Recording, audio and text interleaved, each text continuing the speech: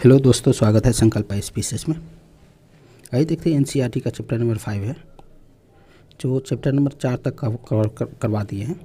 Chapter number 5 में है राज्य, राजा, एक प्राचीन गणराज्य। चैप्टर नंबर 5 में राज्य, राजा और एक प्राचीन गणराज्य। तो कुछ ज़रूरतें देखते हैं कि उस समय थोड़ा सा ये देखते हैं कि लोग शासक कैसे बने। तो लोग शासक कैसे बने तो इस पर देखते हैं, क्योंकि अध्याय 4 में हम पढ़े थे कि जन यानी लोग द्वारा चुने जाते थे, परंतु 300 साल पहले राजा बनने की इस प्रक्रिया में कुछ परिवर्तन दिखाई दिए। लोग बड़े बड़े यज्ञ आयोजित कर राजा के रूप में प्रतिष्ठित हो गए। उसमें से अश्वमेध यज्ञ एक ऐसा योजना था। इसमें एक घोड़े को राजा के लोगों की देखरेख में स्वतंत्र विचरण के लिए छोड़ दिया जाता था। इस घोड़े को किसी दूसरे राजा ने रोका तो वहाँ अश्वमेध यज्ञ करने वाले राजा से लड़ाई करनी पड़ती थी। अगर उन्होंने घोड़े को जाने दिया तो इसका मतलब होता था कि अश्वमेध यज्ञ करने वाले राजा उनसे ज़्यादा शक्तिशाली है और उसी का स्वाधीनता उसको स्वीकार है। इसके बाद राजाओं को यज्ञ में आमंत्रित किया जाता था। इस यज्ञ का विशिष्ट पुरोहित द्वारा समापन किया जाता था। इसके लिए उन्हें उपहारों से सम्मानित किया जाता था। अश्वमेध यज्ञ करने वाले राजा बहुत शक्तिशाली माना जाता था। यज्ञ में आमंत्रित सभी राजा उनके लिए उपहार लाते थे। इन सभी आयोजनों में राजा का मुख्य स्थान होता था। उन्हें राज सिंहासन या बाघ की खाल पर एक विशेष स्थान पर बैठाया दिया जाता था। युद्ध के क्षेत्र में राजा की सारथी ही उसका सहचर होता था। यज्ञ के अवसर पर वह राजा की विजय तथा अन्य गुणों की गान करता था। राजा के सगे संबंधी, खासकर उसकी रानियां, पुत्रों को कई छोटे छोटे अनुष्ठान करने होते थे। अन्य सारे आमंत्रित राजाओं का काम सिर्फ बैठकर यज्ञ की पूरी प्रक्रिया को देखना भर था। राजा के ऊपर पुरोहित पवित्र जल छिड़काव के साथ साथ अन्य अनुष्ठान करता था। विष या वैस जैसे सामान्य लोग उपहार लाते थे। पुरोहित शूद्र मानते थे और उन्हें कोई अनुष्ठान में शामिल नहीं होने देते। जो वैश्य था, वैश्य को शूद्र मानते थे और उसको कोई अनुष्ठान में शामिल नहीं होने देते पुरोहित में। कि वर्ण व्यवस्था देखते, वर्ण व्यवस्था कब डेवलप हुआ, कैसे हुआ। तो खासकर उत्तर भारत में गंगा यमुना क्षेत्र में कई ग्रंथ रचे गए। ऋग्वेद के बाद जितना भी वेद रचे गए उसे उत्तर वैदिक ग्रंथ कहे जाते थे। इसके अंतर्गत सामवेद, यजुर्वेद, अथर्ववेद और अन्य ग्रंथ शामिल है। पुरोहित द्वारा रचित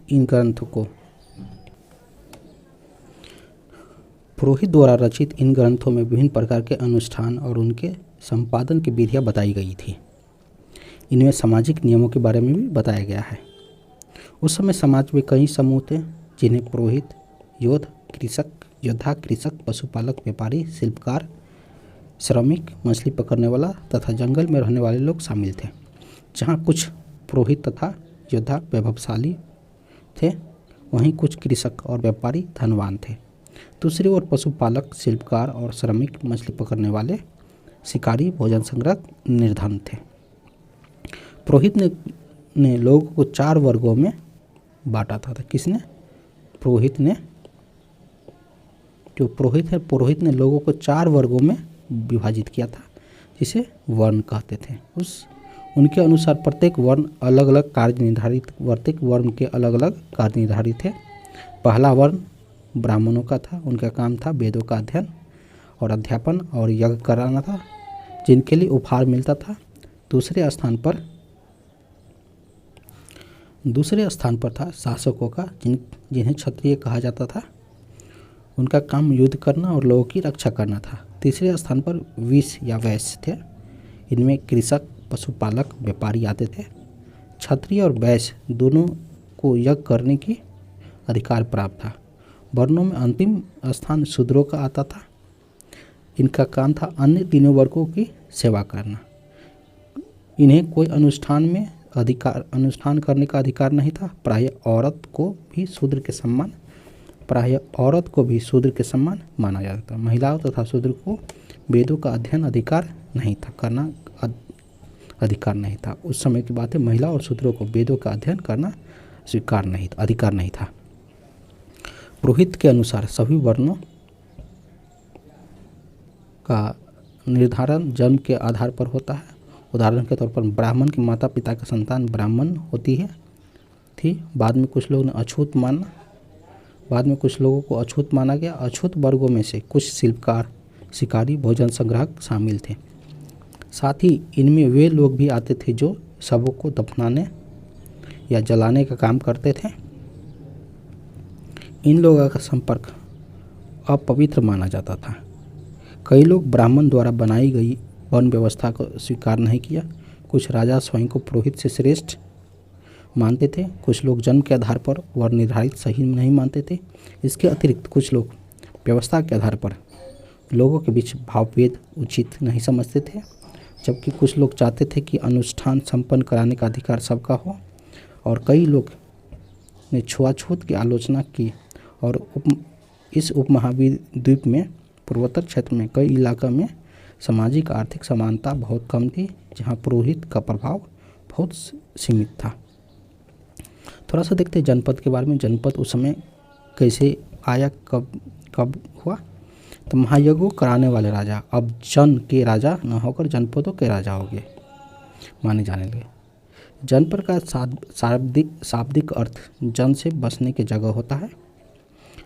और पुरातत्ववादियों ने जनपदों की कई बस्तियों की खुदाई की। दिल्ली में पुराना किला, उत्तर प्रदेश के मेरठ में हसीनापुर और एटा के पास अंतर जीखेरा इनमें प्रमुख थे। खुदाई से पता चला है कि लोग झोपड़ियों में रहते थे, मवेशियों तथा अन्य जानवर को पालते थे।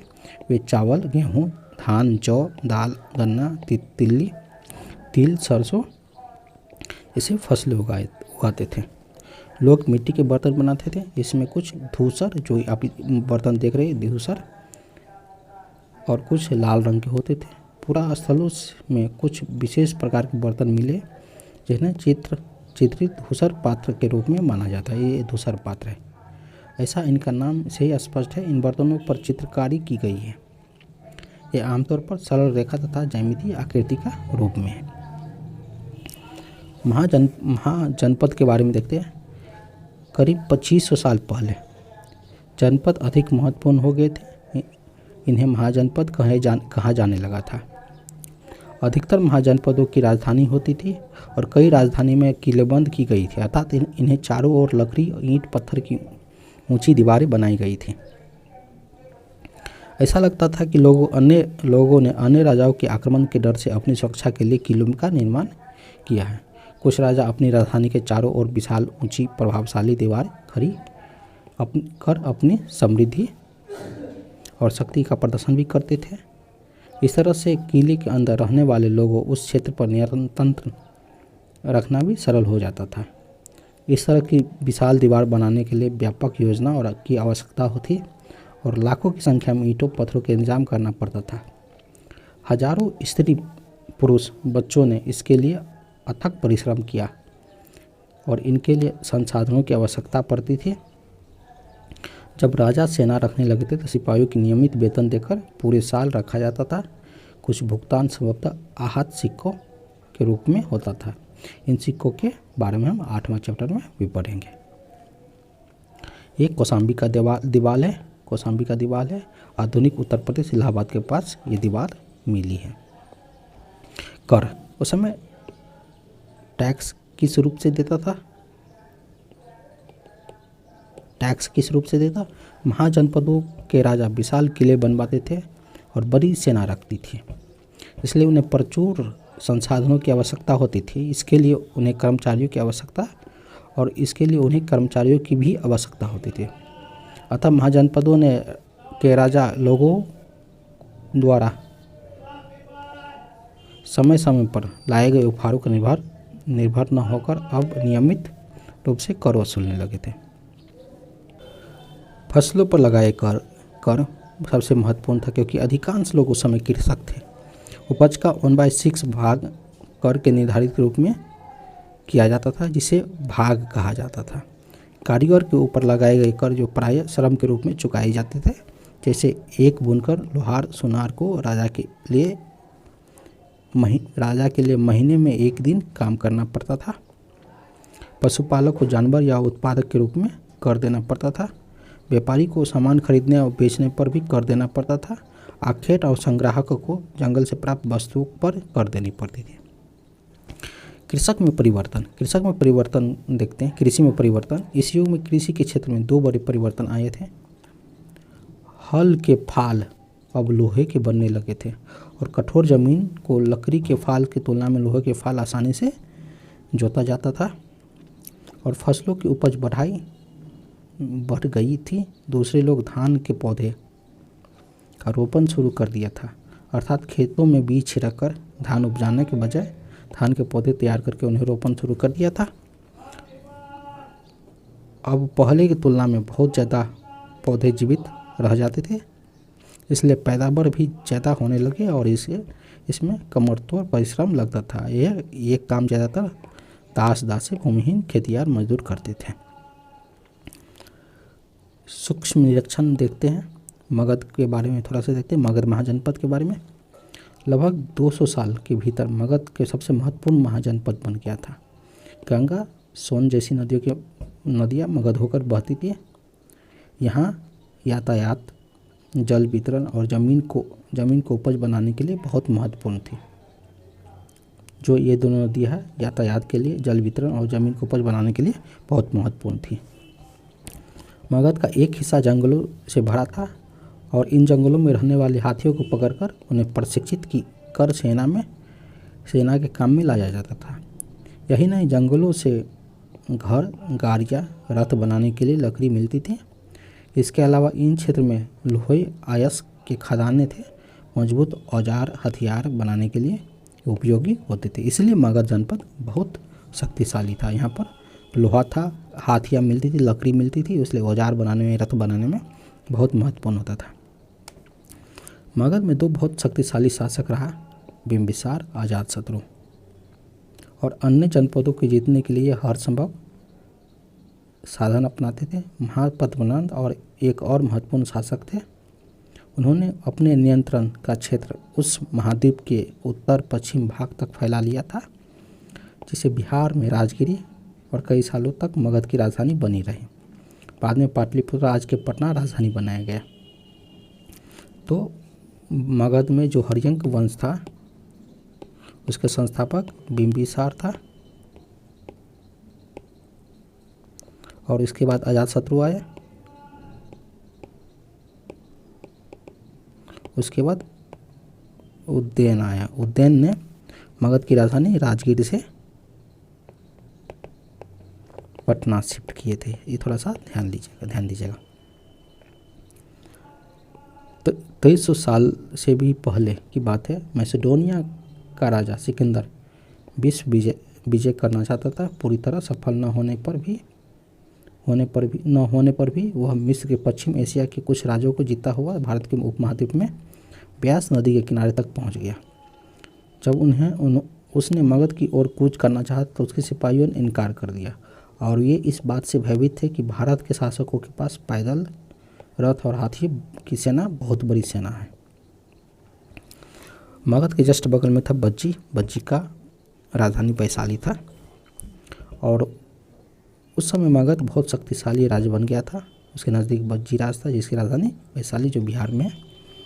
यहाँ एक अलग किस्म का शासन व्यवस्था था जिसे गण या संघ कहते थे और बज्जी वर्ल्ड का फर्स्ट गण राज है जिसको रिपब्लिक कहते हैं। मतलब यहाँ राजा का बेटा राजा नहीं बनेगा, यहाँ चुना जाएगा।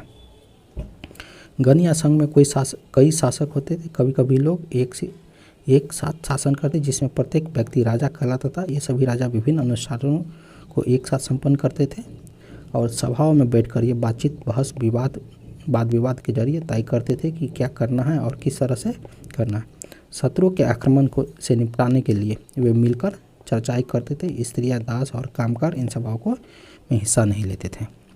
बुद्ध तथा महावीर दोनों गण या संघ के संबंधी थे। बौद्ध साहित्य में संघ के जीवन में बहुत ही सजीव वर्णन मिलता है। बज्जी संघ का वर्णन बुद्ध के दीघ निकाय में से लिया गया। दीघ निकाय बुद्ध के प्रति प्रसिद्ध बौद्ध ग्रंथ है जिसमें कई व्याख्या दिए गए हैं। तो याद रखिए बज्जी कहाँ से में दिया है, दीघ निकाय में। अब देखते अजातशत्रु और बज्जी संघ। अजातशत्रु बज्जी संघ पर आक्रमण करना चाहते थे। उन्होंने अपने मंत्री वस्कार को बुद्ध के पास सलाह के लिए भेजा। बुद्ध ने उससे पूछा कि क्या बज्जी सभाएं नियमित रूप से होती है तथा उनमें सभी सदस्य उपस्थित होते हैं। जब उन्हें पता चला कि ऐसा होता है तो उन्हें कहा कि बज्जीवासी तब तक उन्नति करते रहेंगे जब तक वे पूर्ण और नियमित सभा करते रहेंगे, आपस में मिलजुल कर काम करते रहेंगे, पारंपरिक नियमों का पालन करते रहेंगे, बड़ों का सम्मान समर्थन उनकी बातों पर ध्यान देते रहेंगे। बज्जी महिलाओं के साथ जोर जबरदस्ती नहीं करेंगे और उन्हें बंधक नहीं बनाएंगे। शहरों और गांवों में चैत्यों का रखरखाव करेंगे। विभिन्न मतावलंबी संतों का सम्मान करेंगे। उनके आने जाने पर कोई रोक नहीं रहेगा। कई शक्तिशाली राजा इन संघों को जीतना चाहते थे। इसके बावजूद भी उनका राज लगभग 1500 साल तक चलता रहा। बाद में गुप्त शासक ने गण और संघ पर विजय प्राप्त कर उन्हें अपने राज्य में शामिल कर लिया था। और थोड़ा सा अन्य के में देखते हैं मेसोपोटामिया में देखते क्या हुआ था। उस समय 200 साल तक यह एथेंस और लगभग 2500 साल पहले एथेंस के लोग ने एक शासन व्यवस्था की स्थापना की जिसे प्रजातंत्र और गणराज्य कहते हैं। यह व्यवस्था 200 साल तक चली। इनमें 30 साल के ऊपर उन सभी पुरुषों के पूर्ण नागरिकता प्राप्त थी जो दास नहीं थे। वहाँ एक सभा थी जो महत्वपूर्ण विषय पर निर्णय लेने के लिए साल भर कम से कम 40 बार बुलाई जाती थी। इस सभा में सभी नागरिक भाग ले सकते थे। शासन के कई पदों पर नियुक्तियां लॉटरी द्वारा की जाती थी। सभी नागरिकों को सेना और नौसेना में अपनी सेवाएं देनी होती थी। औरतों को नागरिक की दर्जा नहीं मिलता था। व्यापारी शिल्पकारी के रूप में एथेंस में रहने वाले काम करने वाले बहुत से विदेशी को भी नागरिक अधिकार नहीं मिले थे। एथेंस के खदानों, खेतों, घरों और कार्यशालाओं में काम कर रहे दासों को भी नागरिक का अधिकार नहीं मिला था। ये था दोस्तों चैप्टर नंबर 5। अगला जल्दी चैप्टर नंबर 6 लेकर आएंगे। धन्यवाद।